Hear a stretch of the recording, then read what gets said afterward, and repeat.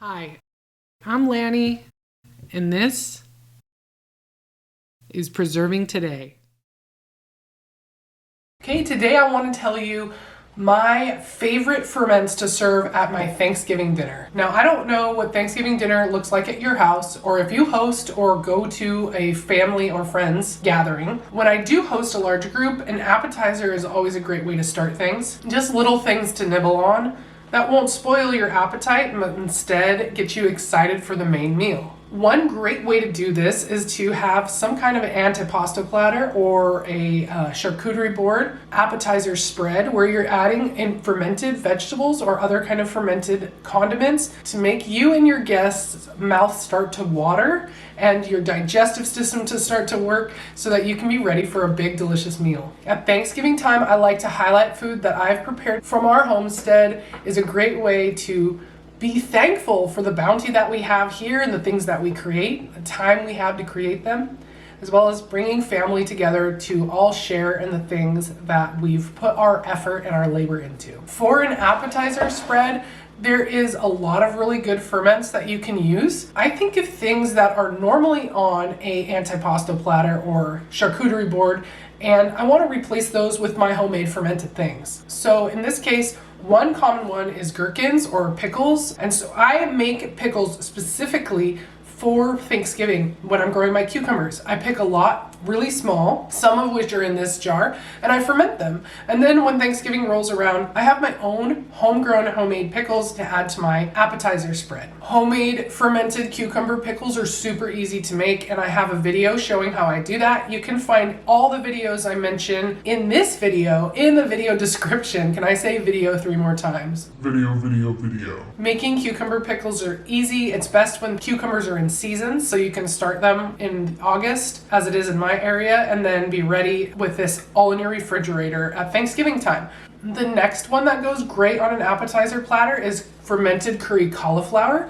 I also have a video on how I make this linked in the description below. Fermented curry cauliflower is really tasty and really pretty on a platter because it yields this great golden color that comes from the turmeric in the curry powder. It's a tart pickle, but it is still a little bit crunchy, and the curry flavor is a really cool addition to a charcuterie board. Next up on the appetizer front is fermented butternut squash. This one I did intuitively on my own like 4 years ago without reading about it first, and I was so excited and impressed how great this was. Normally you're cooking your butternut squash or any winter squash, but in this case I used raw butternut squash, cubed it up, put it in a jar with some spices and garlic and covered it in brine and let it ferment. I let this one ferment for about 20 days and then put it in my refrigerator. And this will last in my fridge for years. In fact, this one I set up in July of 2022, and now it is the end of September of 2024. It's been in my fridge for more than 2 years, and this is still good. I'll show you. Placing some cubes of this fermented butternut squash onto any kind of appetizer, or if you're not serving squash with your meal, this is great on the side of the main dish as well. Put it on the table for your guests to try. If it's been in your fridge for as long as mine has, it's gonna be sour, so make sure people are aware of what you're sharing so that you don't gross anybody out. Oh, that's so good. It's sour like a pickle, and it's softened up a lot over time, but it's still firm enough for me to pick up with a fork. I highly recommend making fermented butternut squash. Another great fermented food to serve with your Thanksgiving meal is Labneh balls. Don't get sad because I said balls. Balls. Labneh is a yogurt cheese, so it comes from fermented milk, which is yogurt, and then you form it into balls and preserve it in oil. I like to keep mine in the fridge, so they look kind of chunky like this when they first come out. So I recommend if you're going to serve these, you just pull them out ahead of time and let them sit at room temperature for a little while, and then put those in a nice little dish on your appetizer platter or on the table. These are going to be creamy like goat cheese and can be flavored in many ways. So I make mine plain. I also have this one where I did za'atar with it, and they were really, really good. These have been in my refrigerator for 7 months and they're still good, so you can make these way ahead of time. So having your own cheese on your appetizer platter at Thanksgiving is super impressive, and you can do that without having to do any fancy aged cheeses. All you have to do is either make or buy store-bought yogurt and follow the simple instructions that I give in the video of how I make these Labneh balls. Not to mention, even using Labneh itself as a dip is another great thing to have on an appetizer platter. Two more vegetables that you usually see on a Thanksgiving table are carrots and green beans. Both of those things can be fermented, made ahead of time, and served in a pickle fashion. Now, of course, you're not going to want your whole meal to be fermented, pickled food, unless you're me. But some of these things can be there to just add a variety of color and flavor and taste for your guests. You can either ferment carrot sticks or dilly beans pretty quickly. Those are both foods that are found in the store, and I highly recommend fermenting either of those, and check out the video description for the link to how I make those. Lastly, this is going to be new to my Thanksgiving table this year: fermented carrot cake kraut. This is next level, and it might be something you want to put out with your dessert spread because it is so good and sweet.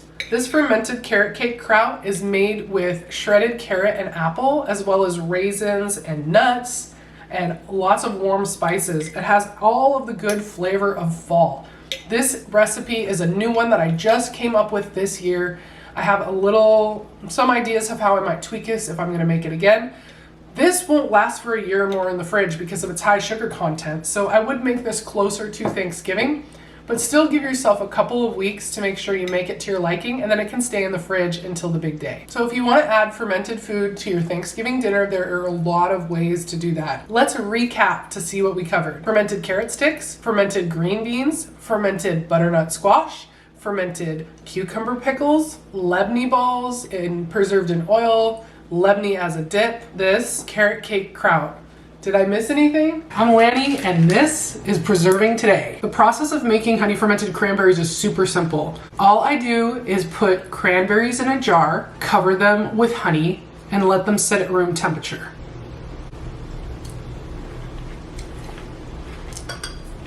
Wow, probably. Don't forget the sourdough bread, that's fermented too, and the sparkling apple cider. I'm gonna make a Thanksgiving playlist, which you can see here, where you'll find all of the videos on how to make these different fermented foods that will be great for your Thanksgiving dinner. Thanks so much for watching today. I hope you have a happy Thanksgiving. I'm Lanny, and this was Preserving Today.